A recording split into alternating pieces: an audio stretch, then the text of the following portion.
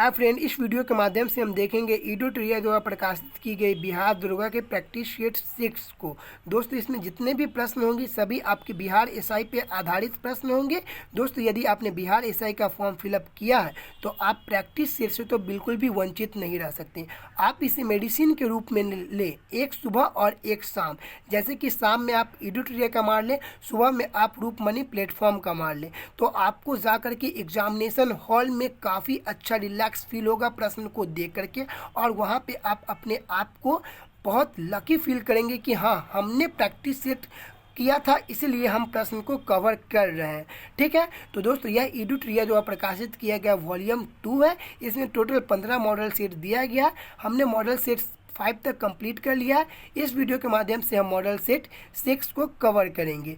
दोस्तों, examination hall में total आपको 2 घंटे का समय दिया जाएगा और टोटल 100 नंबर के प्रश्न दिए जाएंगे। एक प्रश्न आपके 2 मार्क्स के होंगे, टोटल 200 मार्क्स के आपके प्रश्न होंगे। तो आइए दोस्तों, बिना वक्त जाया किए हुए चलते हैं अपने प्रश्न नंबर 1 की ओर और अपने वीडियो को कंप्लीट करते हैं। ठीक है, आइए हम प्रश्न नंबर 1 को देखते हैं। किसी राज्य में विधान परिषद का गठन एवं उसकी समाप्ति की जा सकती है? यहाँ पे हमारा उत्तर होगा ऑप्शन नंबर बी, संबंधित राज्य की विधानसभा द्वारा पूर्ण बहुमत से पारित प्रस्ताव एवं संसद से पारित विधि द्वारा। आइए हम प्रश्न नंबर 2 को देखेंगे। निम्नलिखित में से किस राज्य में राज्यसभा की सीटें की संख्या समान नहीं है?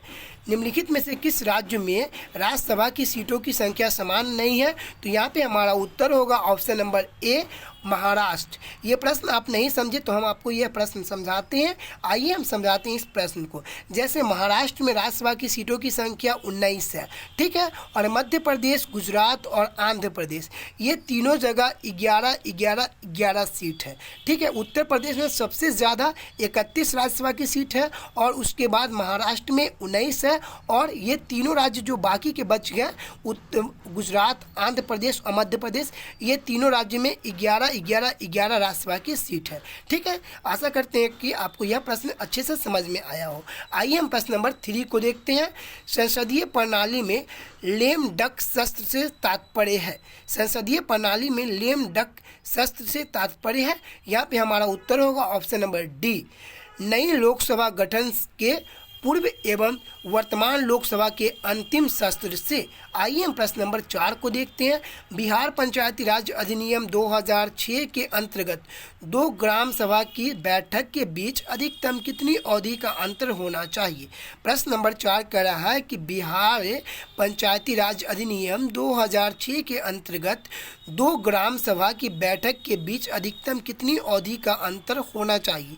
यहाँ पे हमारा उत्तर होगा ऑप्शन नंबर बी, 3 माह का अंतर होना चाहिए। आइए हम प्रश्न नंबर 5 को देखते हैं।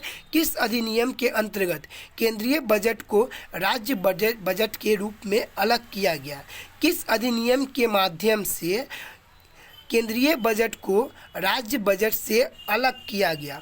तो दोस्तों, यहाँ पे हमारा उत्तर होगा ऑप्शन नंबर सी, भारत शासन अधिनियम 1919 के माध्यम से केंद्रीय बजट को राज्य बजट से अलग किया गया। ठीक है, बजट का वर्णन संविधान में कहीं भी नहीं है। बजट का मतलब कि इसका वर्णन संविधान में कहीं नहीं है। बजट शब्द का इसका विवरण किसका है? तो वार्षिक वित्तीय विवरण के नाम से भारतीय संविधान में जाना जाता है, और इसका वर्णन भारतीय संविधान के आर्टिकल 112 में किया गया है। ठीक है, आइए हम देखते हैं प्रश्न नंबर 6 को। ठीक है, भारतीय संविधान में तदर्थ न्यायाधीशों की नियुक्ति का प्रावधान है? भारतीय संविधान में तदर्थ न्यायाधीशों की नियुक्ति का प्रावधान है। तो यहाँ पे हमारा उत्तर होगा ऑप्शन नंबर ए, सर्वोच्च न्यायालय में। तदर्थ न्यायाधीशों की नियुक्ति केवल सर्वोच्च न्यायालय में होती है। आइए हम प्रश्न नंबर 7 को देखते हैं। प्रश्न नंबर 7 कह रहा है कि संविधान के किस अनुच्छेद के तहत संसद द्वारा किसी राज्य को अनुदान उपलब्ध कराया जाता है? संविधान के किस अनुच्छेद के तहत संसद द्वारा किसी राज्य को अनुदान उपलब्ध कराया जाता है? तो यहाँ पे हमारा उत्तर होगा ऑप्शन नंबर बी, आर्टिकल 275 के द्वारा। और यहाँ पे वित्त का वर्णन कहाँ पे है संविधान में? तो संविधान में वित्त का वर्णन आर्टिकल 280 में किया गया है। ठीक है, आइए हम देखते हैं प्रश्न नंबर 8 को। निम्नलिखित में से कौन सा संविधान संशोधन अधिनियम वस्तु एवं सेवा कर से संबंधित है? निम्नलिखित में से कौन सा संविधान संशोधन अधिनियम वस्तु एवं सेवा कर से संबंधित है? तो दोस्तों यहाँ पे हमारा उत्तर होगा option number C, option number D होगा यहाँ पे हमारा करेक्ट। 101वां संविधान संशोधन के तहत जीएसटी को पारित किया गया था। ठीक है, 101वां संविधान संशोधन को जीएसटी को पारित किया गया था और इसे लागू किया गया 1 जुलाई 2017 में। ठीक है, आइए हम देखते हैं प्रश्न नंबर 9 को। विधि का शासन संबंधित प्रावधान को किस देश के संविधान से लिया गया? विधि का शासन संबंधित प्रावधान को किस देश के संविधान से लिया गया? तो यहाँ पे हमारा उत्तर होगा ऑप्शन नंबर ए करेक्ट होगा, ब्रिटेन के संविधान से। आइए हम देखते हैं प्रश्न नंबर 10 को कि दिए गए विकल्पों में कौन सी भाषा 8वीं अनुसूची में शामिल नहीं है? दिए गए विकल्पों में कौन सी भाषा 8वीं अनुसूची में शामिल नहीं है? तो यहाँ पे हमारा उत्तर होगा ऑप्शन नंबर डी, इनमें से कोई नहीं। दोस्तों सिंधी भी शामिल है, नेपाली भी शामिल है और मराठी भी शामिल है हमारे भारतीय संविधान में। हमारे भारतीय संविधान में टोटल 22 भाषाओं को शामिल किया गया। मूल संविधान में 14 भाषा थी और वर्तमान संविधान में टोटल 22 भाषा को मान्यता दिया गया है। ठीक है, तो हमारा उत्तर होगा यहाँ पे ऑप्शन नंबर डी। ठीक है, आइए हम देखते हैं और प्रश्न नंबर 11 को। विश्व जल संरक्षण दिवस कब मनाया जाता है? विश्व जल संरक्षण दिवस मनाया जाता है 22 मार्च को। प्रत्येक 22 मार्च को विश्व जल संरक्षण दिवस के रूप में मनाया जाता है। ऑप्शन नंबर ए करेक्ट होगा। आइए हम देखते हैं प्रश्न नंबर 12। कांवड़ झील जो रामसर स्थल की सूची में कांवड़ झील जो रामसर स्थल की सूची में सूचीबद्ध किया गया, यह बिहार के किस जिले में स्थित है? तो दोस्तों कांवड़ झील यह बिहार के बेगूसराय में स्थित है। इसे यूनेस्को के धरोहर सूची में शामिल किया गया था 1981 में। ठीक है, यूनेस्को की धरोहर सूची में कब शामिल किया गया था? रामसर स्थल में शामिल किया गया था कब? तो 1981 में। ठीक है, यहाँ पे मैंने गलत बोल दिया, इसमें वो रामसर में शामिल किया गया था। ठीक है, टोटल रामसर क्षेत्र कितना है अभी? तो 75 रामसर क्षेत्र टोटल है और चिल्का झील सबसे पहला रामसर साइट है। रामसर क्षेत्र कहाँ स्थित है? तो यह रामसर साइट जो है वह ईरान में स्थित है। रामसर जगह जो है वह ईरान में स्थित है। प्रत्येक 2 फरवरी को हम विश्व आर्द्र भूमि दिवस के रूप में मनाते हैं, यानी इसे हम क्या कहते हैं? रामसर स्थल यानी नम भूमि के दिवस के रूप में मनाते हैं। ठीक है, आइए हम प्रश्न नंबर 13 को देखते हैं। IUCN का मुख्यालय कहाँ स्थित है? IUCN का मुख्यालय स्थित है option number B, Switzerland. Gland Switzerland में स्थित है IUCN का मुख्यालय। ठीक है, आइए हम देखते हैं प्रश्न नंबर 14 को। किस बायोम में सबसे कम तापांतर पाया जाता है? किस बायोम में सबसे कम तापांतर पाया जाता है? तो यहाँ पे हमारा उत्तर होगा ऑप्शन नंबर डी, सदाबहार वन बायोम में। आइए हम देखते हैं प्रश्न नंबर 15 को। भारत के अधिकांश वन्य जीव संरक्षण क्षेत्र घिरे हुए हैं। भारत के अधिकांश वन्य जीव संरक्षित क्षेत्र घिरे हुए हैं। ऑप्शन नंबर डी करेक्ट होगा, मानवीय बस्तियों से। आइए हम प्रश्न नंबर 16 को देखते हैं। मिष्टी योजना जो हाल ही में शुरू किया गया, इसका संबंध किस क्षेत्र से है? मिष्टी योजना जो हाल ही में शुरू किया गया, इसका संबंध किस क्षेत्र से है? तो यहाँ पे हमारा उत्तर होगा ऑप्शन नंबर डी, इनमें से किसी से नहीं, क्योंकि मिष्टी योजना का संबंध मैंग्रोव वन से है। किससे है? मैंग्रोव वनों से है। वर्तमान में मैंग्रोव वनों की कितना किलोमीटर स्क्वायर में फैला हुआ है? तो वर्तमान में मैंग्रोव वन फैला हुआ है 4992 किलोमीटर स्क्वायर में। ये मैंग्रोव वन क्या होता है? तो दोस्तों समुद्र तट पे जो भी पेड़ पौधे उगते हैं उसे हम मैंग्रोव वन कहते हैं। ठीक है, आइए हम देखते हैं प्रश्न नंबर 17 को। हाल ही में आयोजित संयुक्त सैन्य अभ्यास अजय वारियर 2023 किन देशों से संबंधित है? अजय वारियर युद्ध अभ्यास किस देशों से संबंधित है? तो यहाँ पे हमारा उत्तर होगा ऑप्शन नंबर डी, भारत और ब्रिटेन से संबंधित है। आइए हम प्रश्न नंबर देखते हैं 18 को। किस राज्य ने भारत की पहली हरित ऊर्जा आधारित सौर पैनल बनाने की घोषणा की है? किस राज्य ने भारत की पहली हरित ऊर्जा सौर आधारित पैनल बनाने की घोषणा की है? तो यहाँ पे हमारा उत्तर होगा ऑप्शन नंबर ए, उत्तराखंड। आइए हम प्रश्न नंबर 19 को देखेंगे। प्रश्न नंबर 19 क्या है? तो सूची 1 को सूची 2 से सम्मिलित कीजिए। ठीक है, सम्मिलित कीजिए। ठीक है, तो आइए यहाँ पे हम देखते हैं ऑप्शन ए क्या करा? काला घोड़ा महोत्सव, यह कहाँ मनाया गया था? तो काला घोड़ा महोत्सव मनाया गया मुंबई में, बिल्कुल करेक्ट है। ऑप्शन बी गंगा सागर मेला, यह कहाँ मनाया गया? तो यह पश्चिम बंगाल में मनाया गया, ये भी बिल्कुल करेक्ट है। सरहुल महोत्सव यह कहाँ मनाया गया? तो यह झारखंड में मनाया गया, ये भी बिल्कुल करेक्ट है। सरहुल महोत्सव झारखंड में मनाया गया। और फिर ये विज्ञान साहित्य महोत्सव कहाँ मनाया गया? तो विज्ञान साहित्य महोत्सव मनाया गया भोपाल में। तो दोस्तों ये सभी ऑप्शन बिल्कुल करेक्ट है। तो यहाँ पे हमारा उत्तर होगा option number C, PQRS। Option number C correct होगा, PQRS। सब एक दूसरे से एकदम बिल्कुल करेक्ट सुमेलित है। ठीक है, आइए हम प्रश्न नंबर 20 को देखते हैं। संयुक्त राष्ट्र तथा विश्व स्वास्थ्य संगठन द्वारा किस तिथि को महामारी की तैयारी का अंतर्राष्ट्रीय दिवस की घोषणा की गई है? संयुक्त राष्ट्र तथा विश्व स्वास्थ्य संगठन द्वारा किस तिथि को महामारी की तैयारी का अंतर्राष्ट्रीय दिवस मनाने की घोषणा की गई है? तो यहाँ पे हमारा उत्तर करेक्ट होगा ऑप्शन नंबर बी, 27 दिसंबर को। आइए हम प्रश्न को 21 को देखते हैं। अक्टूबर 2022 में आए शतरंज चक्रवात का नामकरण किस देश द्वारा किया गया? अक्टूबर 2022 में आए शतरंज चक्रवात का नामकरण किस देश द्वारा किया गया? तो यहाँ पे हमारा उत्तर होगा ऑप्शन नंबर बी, थाईलैंड द्वारा शतरंज चक्रवात का नामकरण किया गया। आइए हम प्रश्न नंबर 22 को देखते हैं। 17वीं भारत वन स्थिति 2021 के अनुसार सर्वाधिक वन आवरण प्रतिशत वाला राज्य कौन है? तो 17वीं भारतीय वन स्थिति रिपोर्ट 2021 जो रिसोर्स सेट 2 के द्वारा जारी किया गया था, किस सैटेलाइट के माध्यम से यह रिपोर्ट जारी किया गया? तो रिसोर्स सेट 2 के माध्यम से जारी किया गया था यह रिपोर्ट। ठीक है, इसमें सबसे ज़्यादा वनों की संख्या मध्य प्रदेश में है और सबसे ज़्यादा वनों की वृद्धि हुई है आंध्र प्रदेश में। टोटल 647 किलोमीटर वनों की वृद्धि हुई है आंध्र प्रदेश में। और प्रतिशत की दृष्टि से सबसे ज़्यादा वन कहाँ है? तो मिजोरम में है। तो यहाँ पे हमारा ऑप्शन ए करेक्ट होगा कि परसेंटेज की दृष्टि से सबसे ज़्यादा वन क्षेत्र कहाँ है? तो मिजोरम में है। और सबसे कम वन क्षेत्र कहाँ है? तो हरियाणा राज्य में है। ठीक है, आइए हम देखते हैं प्रश्न नंबर 23। पार्श्व गायिका लता मंगेशकर को भारत रत्न से सम्मानित किया गया था। कब सम्मानित किया गया था? पार्श्व गायिका लता मंगेशकर को भारत रत्न से सम्मानित कब किया गया था? तो यहाँ पे हमारा उत्तर होगा ऑप्शन नंबर बी, सन 2001 में लता मंगेशकर जो हमारे भारत की जानी मानी गायिका रह चुकी थी, उनको भारत रत्न पुरस्कार से सम्मानित किया गया था। ऑप्शन नंबर बी करेक्ट है, 2001 में। और इन्हें पद्म विभूषण पुरस्कार से भी सम्मानित किया गया था 1999 ईस्वी को। आइए हम देखते हैं प्रश्न नंबर 24 को।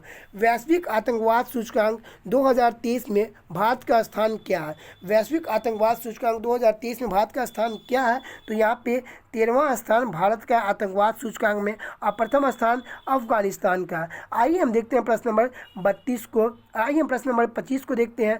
32वें बिहारी पुरस्कार 2022 से किसे सम्मानित किया गया? 32वें बिहारी पुरस्कार 2022 से किसे सम्मानित किया गया?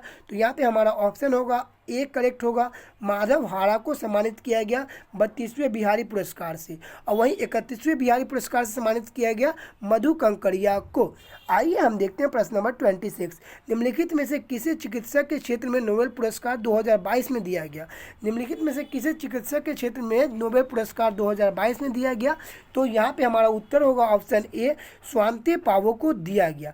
किसे दिया गया? तो स्वांति पावो को दिया गया था 2022 में। 2023 के लिए भी सभी नोबेल पुरस्कार जारी कर दिया गया। नोबेल पुरस्कार कब से दिया जा रहा है? तो नोबेल पुरस्कार 1901 से दिया जा रहा है। नोबेल पुरस्कार 1901 से दिया जा रहा है और यह 6 क्षेत्रों में दिया जाता है। यह 6 क्षेत्रों में दिया जाता है।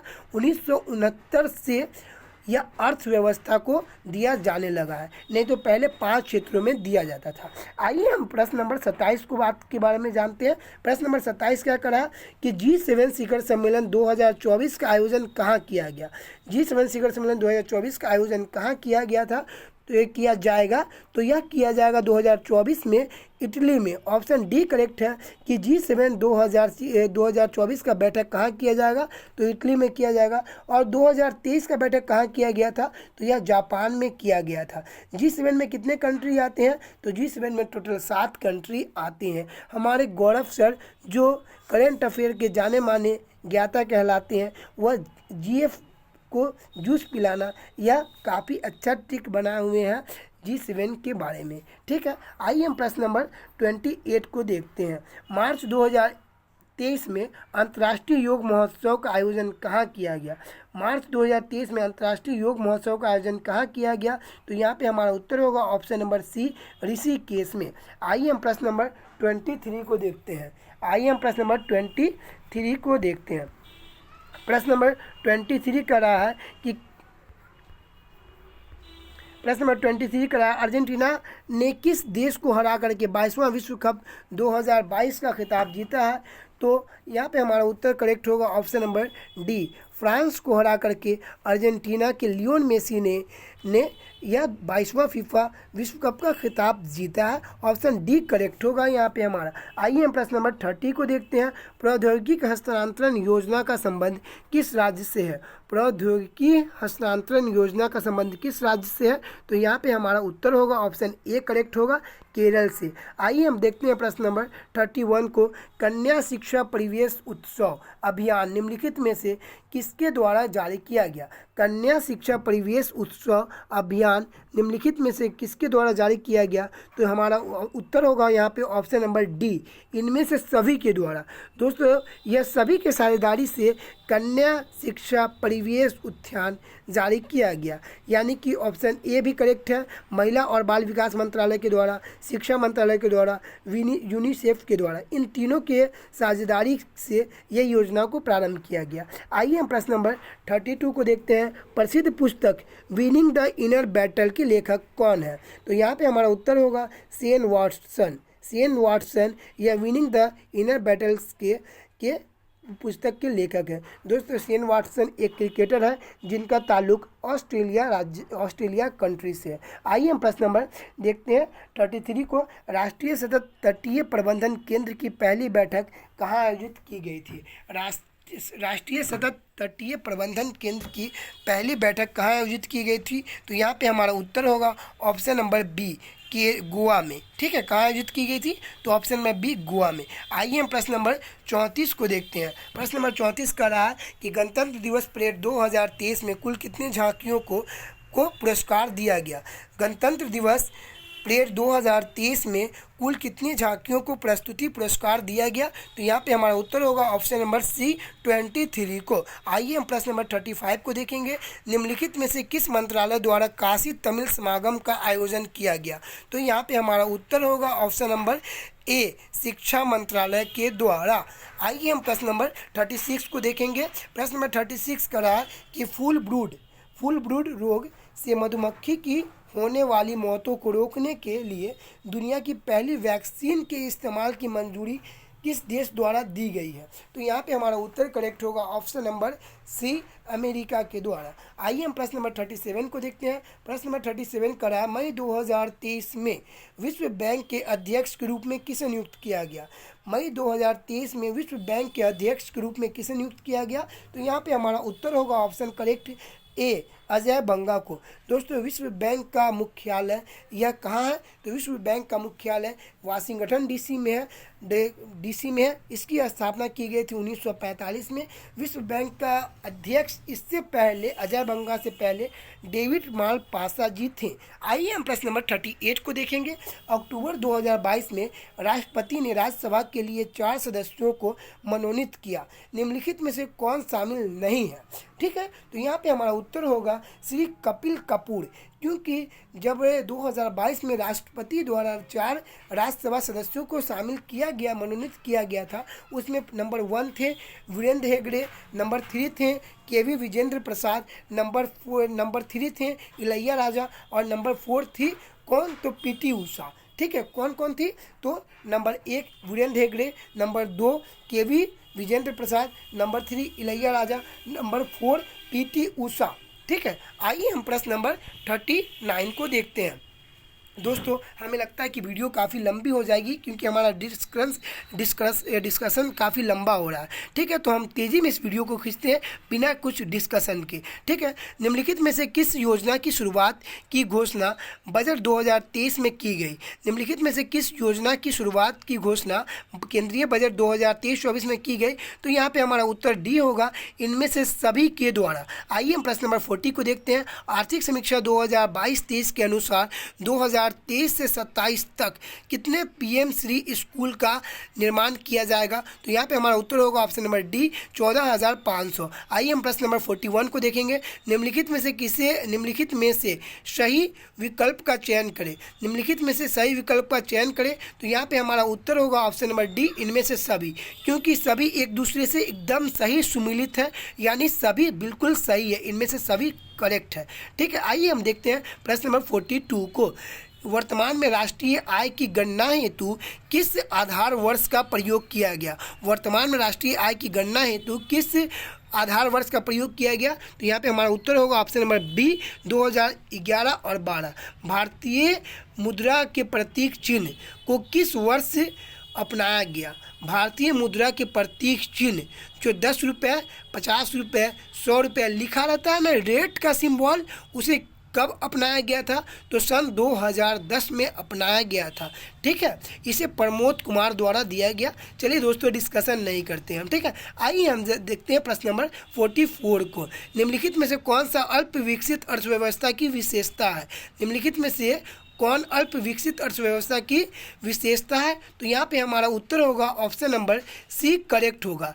प्रति व्यक्ति निम्न आय और 4 नंबर क्या करा है? प्राथमिक क्षेत्र में अधिक कार्यबल। तो यहाँ पे हमारा उत्तर होगा 1 और 4, यानी ऑप्शन नंबर सी करेक्ट होगा, 1 और 4। ठीक है, आइए हम प्रश्न नंबर 45 को देखेंगे। मिड डे मील योजना की शुरुआत किस पंचवर्षीय योजना के दौरान की गई थी? तो मिड डे मील योजना की शुरुआत की गई थी 8वीं पंचवर्षीय योजना के द्वारा सन 1992 ईस्वी में। आइए हम देखते हैं प्रश्न नंबर 46 को। निम्नलिखित में से कौन सा सही सुमिलित है? निम्नलिखित में से कौन सा सही सुमिलित है?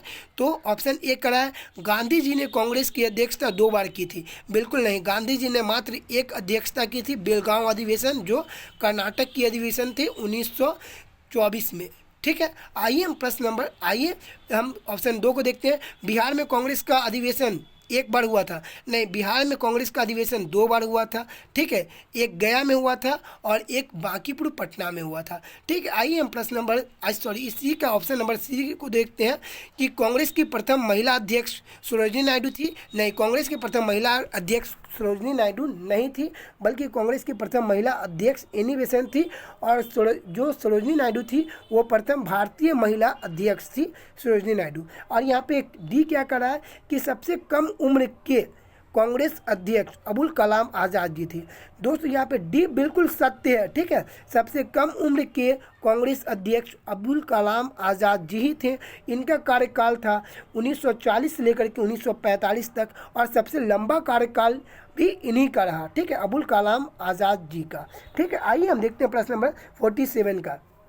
संत कबीर निम्नलिखित में से किस शिष्य थे? संत कबीर, यहाँ पे ऑप्शन होगा हमारा डी करेक्ट होगा, रामानंद के शिष्य थे। आइए हम प्रश्न नंबर 48 को देखेंगे। भाषाई अखबारों पर प्रतिबंध लगाने के उद्देश्य से ब्रिटिश सरकार द्वारा वर्नाकुलर प्रेस एक्ट को कब लागू किया गया? तो यहाँ पे हमारा उत्तर होगा ऑप्शन नंबर सी करेक्ट होगा, 1878 ईस्वी में वर्नाकुलर प्रेस एक्ट को लागू किया गया था। आइए हम प्रश्न नंबर 49 को देखेंगे। प्रश्न नंबर 49 क्या करा? प्रश्न नंबर 49 करा, निम्नलिखित में से कौन भारत का प्रथम मजदूर संगठन था? निम्नलिखित में से कौन भारत का प्रथम मजदूर संगठन था? तो यहाँ पे हमारा उत्तर करेक्ट होगा ऑप्शन नंबर सी, बॉम्बे मिल हैंड एसोसिएशन। आइए हम प्रश्न नंबर 50 को देखेंगे। किस घटना के बाद महात्मा गांधी ने असहयोग आंदोलन को अपनी हिमालय जैसी भूल बताई? किस घटना के बाद महात्मा गांधी ने असहयोग आंदोलन को अपनी हिमालय जैसी भूल बताई? तो यहाँ पे ऑप्शन करेक्ट होगा डी, चौरी चौरा घटना के बाद। ठीक है, चौरी चौरा घटना को, ऑप्शन डी करेक्ट होगा। फिर से एक बार उत्तर को आप प्रश्न को समझ लें। किस घटना के बाद महात्मा गांधी ने असहयोग आंदोलन को अपनी हिमालय जैसी भूल बताई? तो चौरी चौरा घटना के बाद। ठीक है, आइए हम देखते हैं प्रश्न नंबर 51 को। अलाउद्दीन खिलजी के रणथंभौर अभियान के दौरान बिहार के किस शासक ने भाग लिया था? तो यहाँ पे हमारा करेक्ट होगा ऑप्शन नंबर ए, सर्क सिंह। ठीक है, आइए हम प्रश्न नंबर 52 को देखेंगे। अरुण डेल समिति का संबंध है, अरुण डेल समिति का संबंध है, ऑप्शन नंबर बी करेक्ट होगा। विभाजित बंगाल को पुनः संयुक्त करने हेतु, विभाजित बंगाल को पुनः संयुक्त करने हेतु। आइए हम प्रश्न नंबर 53 को देखेंगे। किसे बंगाल द्वारा जगत गुरु की उपाधि प्रदान की गई? किसे अकबर द्वारा जगत गुरु की उपाधि प्रदान की गई थी? तो यहाँ पे हमारा उत्तर होगा correct option number A, Hari Vijay Suri के द्वारा। हरि विजय सूरी के द्वारा अकबर के द्वारा जगत गुरु की उपाधि हरि विजय सूरी को दिया गया था। आइए हम प्रश्न नंबर 54 को देखेंगे। अशोक के किस शिलालेख में पशु बलि की निंदा की गई? अशोक के किस शिलालेख में पशु बलि की निंदा की गई? तो यहाँ पे हमारा करेक्ट ऑप्शन होगा ऑप्शन नंबर ए, प्रथम शिलालेख में। आइए हम प्रश्न नंबर 55 को देखेंगे। किस जेल में जवाहरलाल नेहरू ने डिस्कवरी ऑफ इंडिया पुस्तक की रचना की थी? तो यहाँ पे हमारा उत्तर होगा option number B, Ahmednagar jail में। अहमदनगर जेल में जवाहरलाल नेहरू जी ने डिस्कवरी ऑफ इंडिया पुस्तक की रचना की थी। ठीक है, आइए हम प्रश्न नंबर 56 को देखेंगे। मोडी लिपि का प्रयोग पहली बार किसके लेखों में किया गया था? मोडी लिपि का प्रयोग पहली बार किसके लेखों में किया गया था? तो यहाँ पे हमारा उत्तर करेक्ट होगा ऑप्शन नंबर ए, मराठों के करेक्ट होगा। ठीक है, आइए हम प्रश्न नंबर 57 को देखेंगे। मौर्य काल में प्रणय किस प्रकार का कर था? मौर्य काल में प्रणय किस प्रकार का कर था? तो यहाँ पे ऑप्शन नंबर सी करेक्ट होगा, आपातकालीन कर था। आइए हम प्रश्न नंबर 58 को देखेंगे। ऋग्वेद की कौन सी एकमात्र शाखा है जो वर्तमान में उपलब्ध है? ऋग्वेद की कौन सी एकमात्र शाखा है जो वर्तमान में भी उपलब्ध है? ठीक है, तो यहाँ पे ऑप्शन ए करेक्ट होगा, साकल। ठीक है, आइए हम देखते हैं प्रश्न नंबर 59 को। वैशेषिक दर्शन के प्रवर्तक कौन थे? वैशेषिक दर्शन के प्रवर्तक ऑप्शन नंबर एक, कनाद थे। ठीक है, करेक्ट होगा। आइए हम प्रश्न नंबर 60 को देखते हैं। बिहार में किस वर्ष चंपारण कृषि कानून को पारित किया गया? दोस्तों यहाँ पे लोग कंफ्यूज होंगे, डायरेक्ट ऑप्शन नंबर 1917 को करेक्ट करेंगे चंपारण देखते हुए, लेकिन यहाँ पे प्रश्न कर रहा है बिहार में किस वर्ष चंपारण कृषि कानून को पारित किया गया? तो कृषि कानून को पारित किया गया था, ऑप्शन नंबर बी करेक्ट होगा, 1918 में। ठीक है, आइए हम प्रश्न नंबर 61 को देखेंगे। प्रश्न नंबर 61 मेरा क्या कह रहा है? वैसे पौधे जो पोषण के लिए सड़ी गली चीज़ों पर आश्रित रहते हैं वे क्या कहलाते हैं? तो वे कहलाते हैं, ऑप्शन नंबर बी करेक्ट है, मृतजीवी कहलाते हैं। ठीक है, आइए हम प्रश्न नंबर 62 को देखेंगे। केंद्रिका में क्या पाया जाता है? केंद्रिका में क्या पाया जाता है? तो केंद्रिका में प्रोटीन पाया जाता है, आरएनए पाया जाता है, डीएनए पाया जाता है, लेकिन कार्बोहाइड्रेट केंद्रिका में नहीं पाया जाता है। तो यहाँ पे हमारा ऑप्शन करेक्ट होगा, प्रोटीन, आरएनए और डीएनए, 1, 3, 4। तो यहाँ पे करेक्ट उत्तर होगा ऑप्शन नंबर डी, 1, 3, 4। आइए हम देखते हैं प्रश्न नंबर 63 को। निम्नलिखित में से कौन सा प्रोटोजुआ जनित रोग नहीं है? निम्नलिखित में से कौन सा प्रोटोजुआ जनित रोग नहीं है? तो यहाँ पे हमारा उत्तर होगा ऑप्शन नंबर डी, गलसुआ। यह एक प्रोटोजुआ जनित रोग नहीं है, बाकी ये तीनों के तीनों प्रोटोजुआ जनित रोग है। ठीक है, आइए हम देखते हैं प्रश्न नंबर 64 को। ऑक्सी श्वसन के संबंध में निम्नलिखित में से कौन सा कथन असत्य है? ऑक्सी श्वसन के संबंध में निम्नलिखित में से कौन सा कथन असत्य है? तो यहाँ पे हमारा उत्तर होगा ऑप्शन नंबर डी, इनमें से सभी कथन असत्य, इसमें से सभी कथन सत्य है। ठीक है, आइए हम प्रश्न नंबर देखते हैं 65 को। मानव शरीर में सबसे बड़ी अंतःस्रावी ग्रंथि निम्नलिखित में से कौन सी है?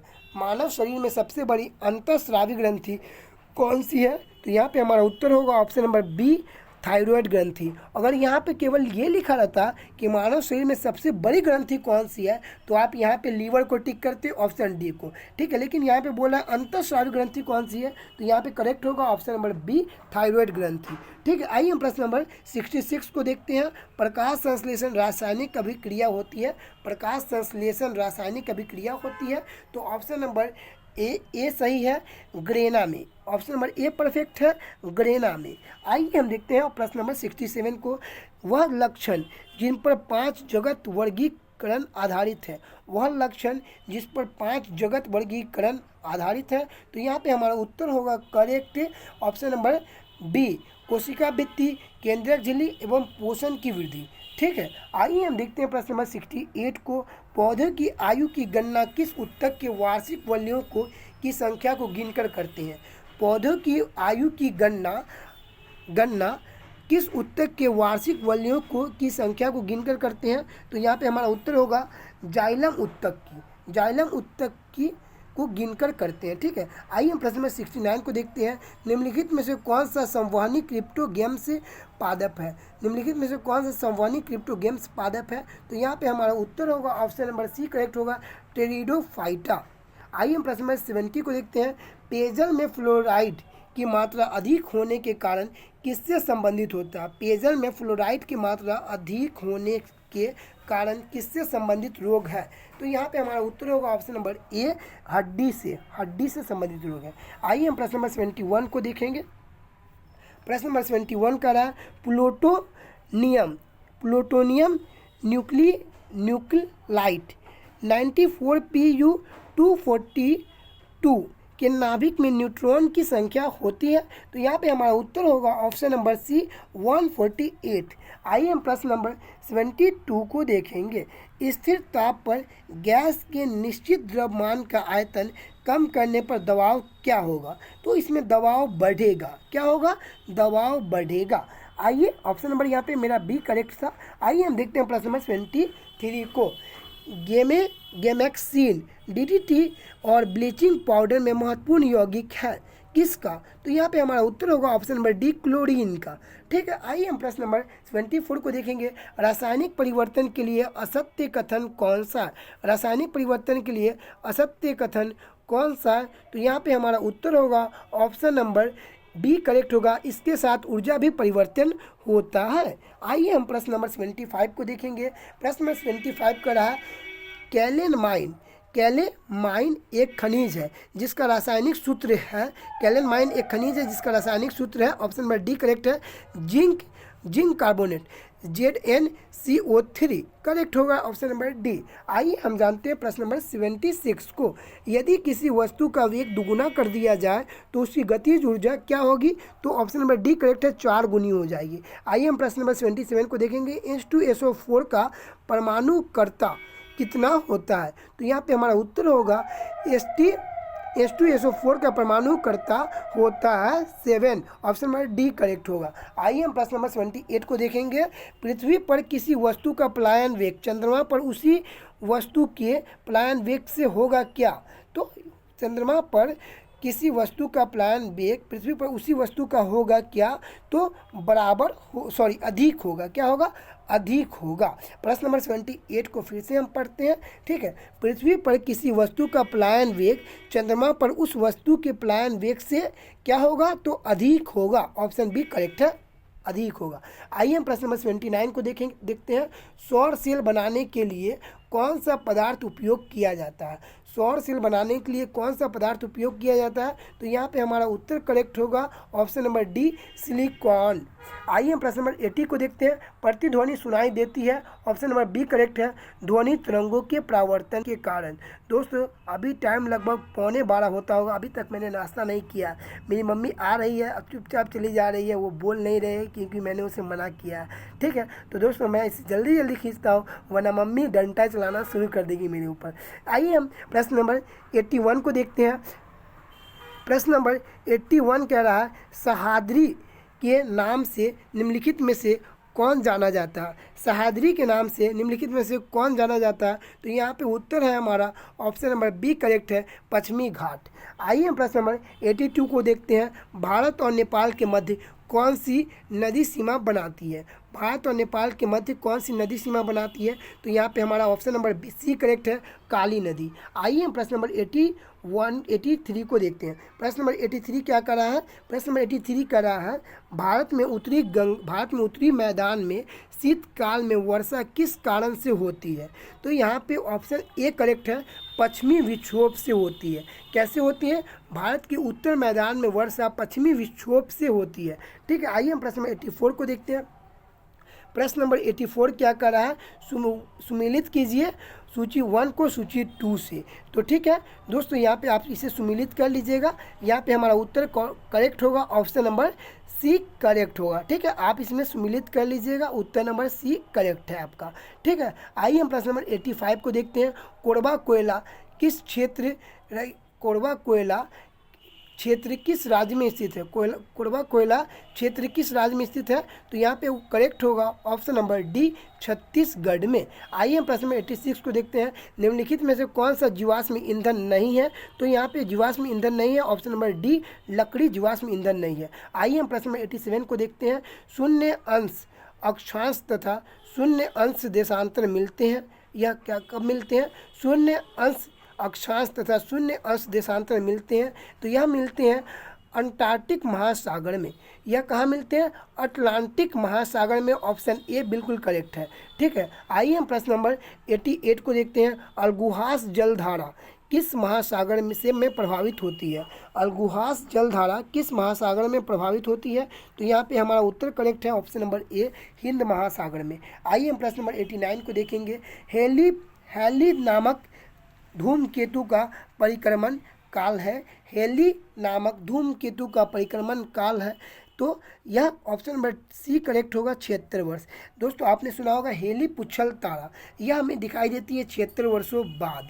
ठीक है, 76 वर्षों बाद दिखाई देती है। इससे पहले यह 1986 में दिखाई दी थी, अब जब दिखाई देगी वह 2062 में दिखाई देगी।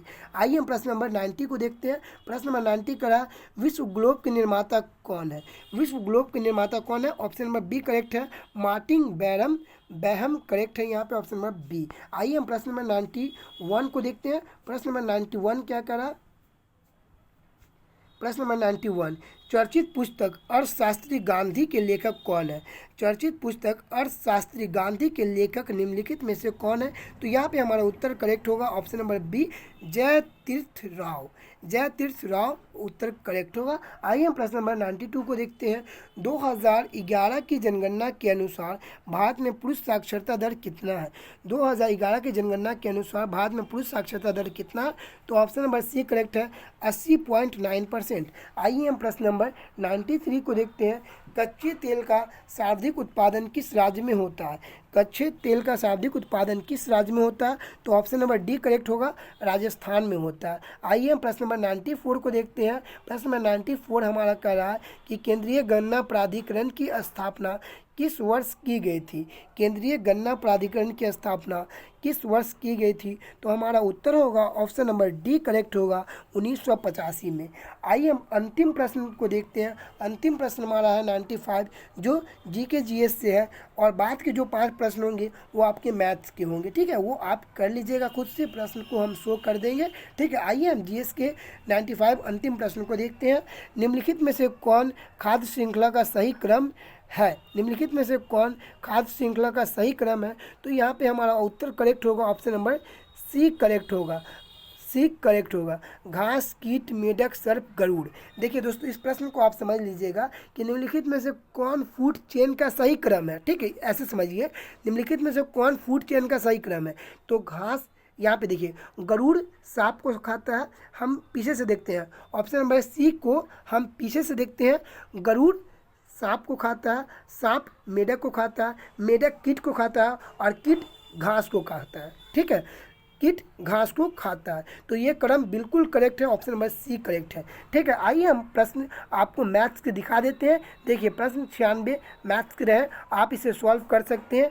ठीक है, ताकि आप 100 के 100 प्रश्न अटैम्प्ट कर सकें। दोस्तों इस वीडियो को बनाने में मुझे काफ़ी ज़्यादा समय लग गया। यह हमारा पहला वीडियो होगा जो काफ़ी लंबा वीडियो बन गया। दोस्तों यदि आपको यह वीडियो अच्छा लगा तो प्लीज़ वीडियो को लाइक करें और चैनल को सब्सक्राइब करना बिल्कुल भी ना भूलें। और दोस्तों यदि आपने हमारा यह वीडियो अंतिम तक देखा है तो एक बार प्लीज़ कमेंट बॉक्स में बिहार एसआई लिख करके कमेंट कर दे। हम समझ जाएंगे कि हाँ आपने हमारा यह वीडियो अंतिम तक ज़रूर देखा। तो प्लीज़ एक बार आप बिहार एसआई कमेंट में ज़रूर लिखें। ठीक है, थैंक यू दोस्तों हमारे वीडियो को देखने के लिए।